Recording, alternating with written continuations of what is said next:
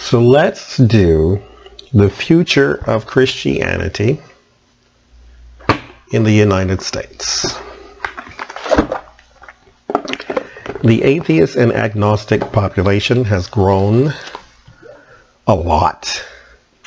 By coincidence, actually, most of the people that I've ever had called friend throughout high school were atheists, just by coincidence.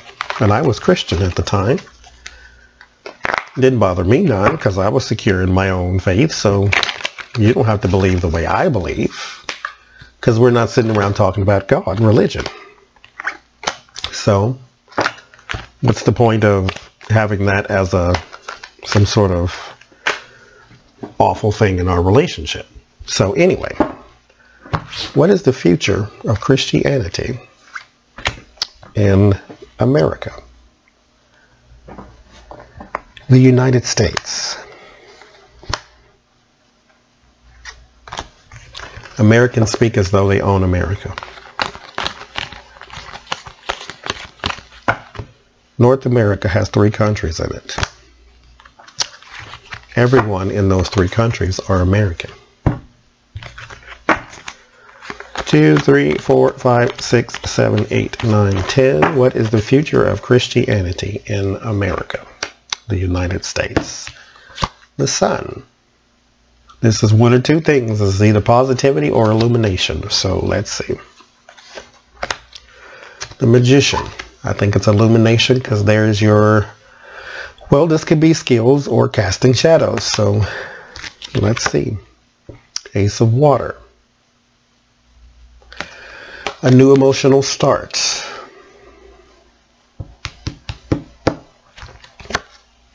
Five of fire. Bickering and infighting. Strength. Meekness. Taming the beast. 4 of water. This is an offer. This is also boredom. Moping.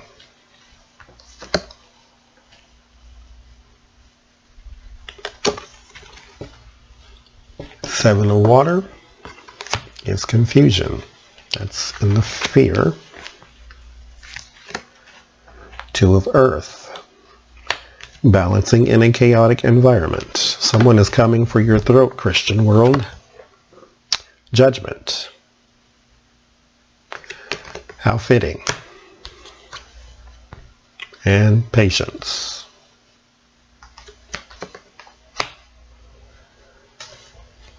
I despise when they change the names. What does that mean? Temperance. Okay. So, there is illumination.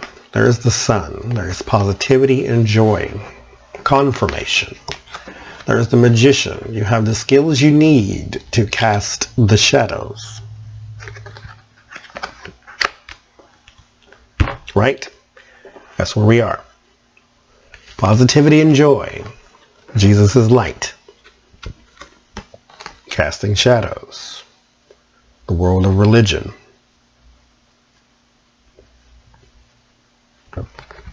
Literally blinding the light.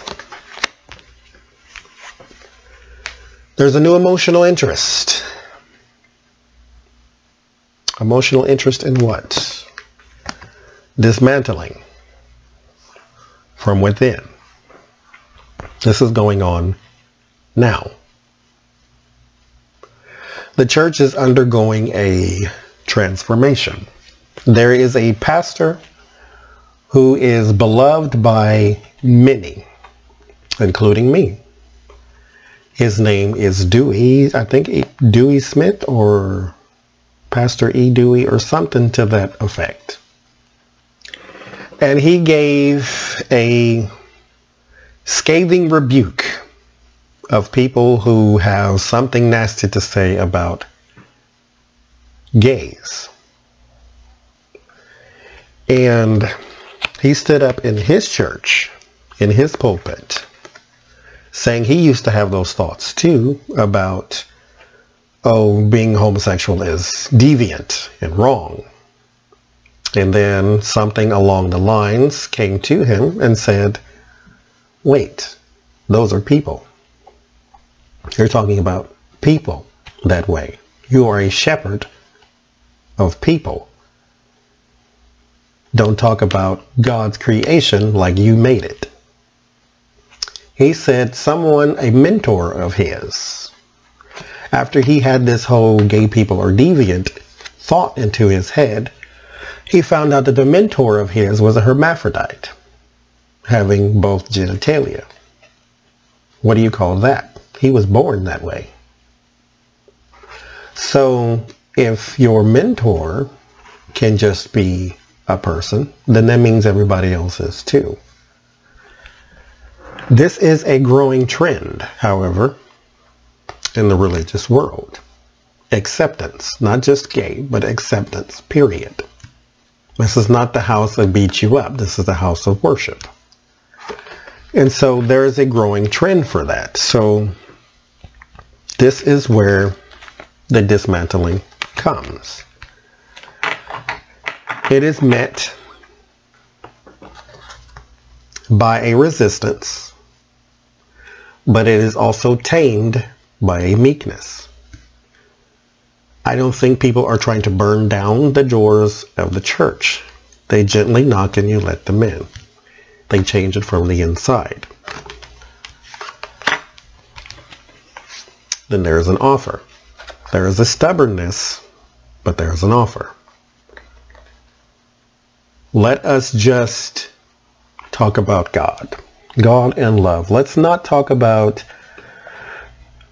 how everything is a sin and you're going to hell. We don't need to beat people up every Sunday. And then you have those who say, but that's what the Bible says. I'm going by the Bible, not by you. Problem with the Bible is people wrote it, not God. They said they were inspired by God. Well, is there no inspiration left? Can you not write a new Bible? Why? If God is no respecter of persons, then he did not give them the blueprint and then give you nothing. If he inspires you, then why don't you write your own? Or have a personal relationship, and you cannot live your personal relationship by the blueprint of someone else's book. God is this, but God is that to you. Go with that. Because to you is all that matters. There's the offer. Confusion. This is how it feels. Is that you're not coming, because the author of confusion, they say, is the devil. So you are not coming to enrich the people of God. You are coming to destroy the church with all this leftist doctrine of acceptance. I once had a pastor told me, where's my Bible? I have a Bible. Anyway, we'll use this as an example. Say this is the Bible. No, say this is the Bible. He said his mind is open. It's about that open. That's what he did. He had his Bible and did that. He said it's about that open. So he was basically saying that the openness of his mind comes from that book. Chaotic environment and the juggling act.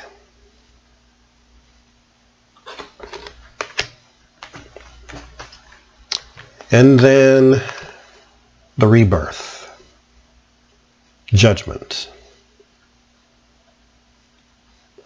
That which is old is coming back.